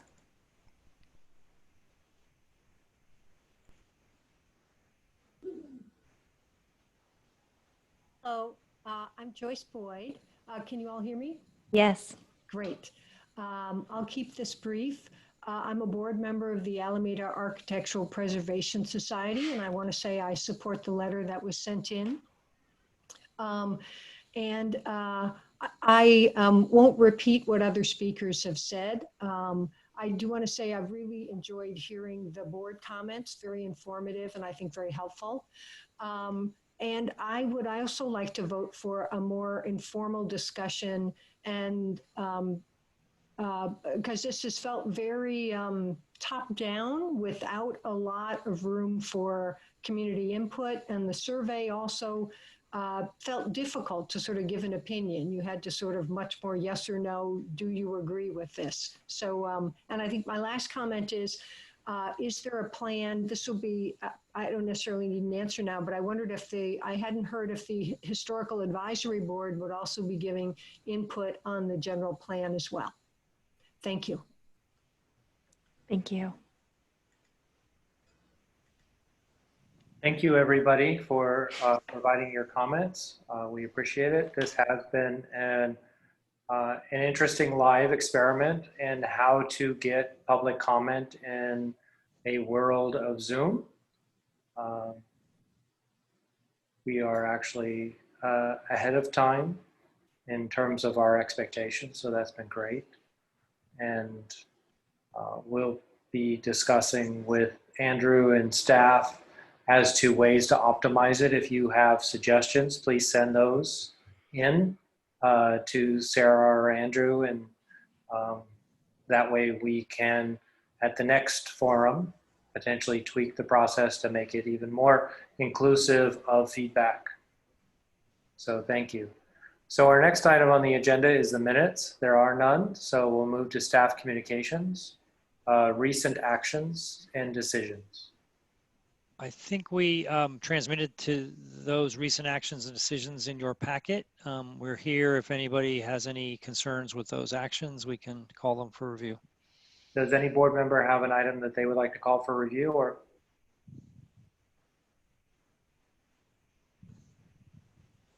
seeing none, we'll move on to the oral report about future public meetings. Our next meeting is in 2 weeks, September 28th. This will be not a forum. This will be, we'll be taking care of a couple projects. Design review amendment for the waterfront park at Alameda Point. The rezoning of the small, what we call bottle parcel, little less than 1 acre parcel over at 5th and Stargell that did not get handled a month ago at the planning board meeting. So that staff report hasn't changed. The material hasn't changed. We literally just moved it a month. And then, oh, we have a small use permit at Harbor Bay for a future, I believe it's a coffee shop, just extended hours, so they can open early in the morning. Okay, thank you. Do we have any written communications? None from staff. Also, would you like us to schedule some time on the next agenda just to talk about ideas for the format of the fall, because then your next meeting after the 28th will be the first meeting in October, which will be our next forum, which is on neighborhood character. Would you like to schedule some time on the planning board agenda to just discuss that and give I think staff that we some could thoughts? handle that under board communications at our next meeting. Yeah. And just if the board members would like to think about suggestions that for the next meeting, we'll convey them during the board communications. Yep. Okay. From staff's perspective, whatever process works best for the board is what we want to do. So we're really interested in You hearing. could also feel free to send commentary to Andrew directly. Yep. It is then, of course, part of the public record, so it's not.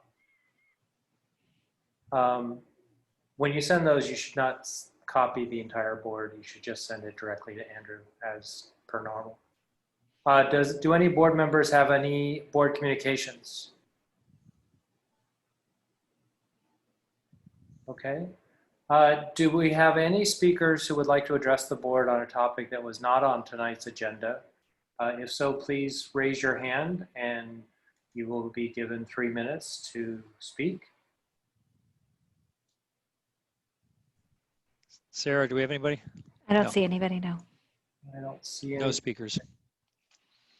I would like to thank everybody and please be safe, both from the air and the pandemic. And this meeting is adjourned. Thank you. Thank you, everybody. Thanks. Thanks very much.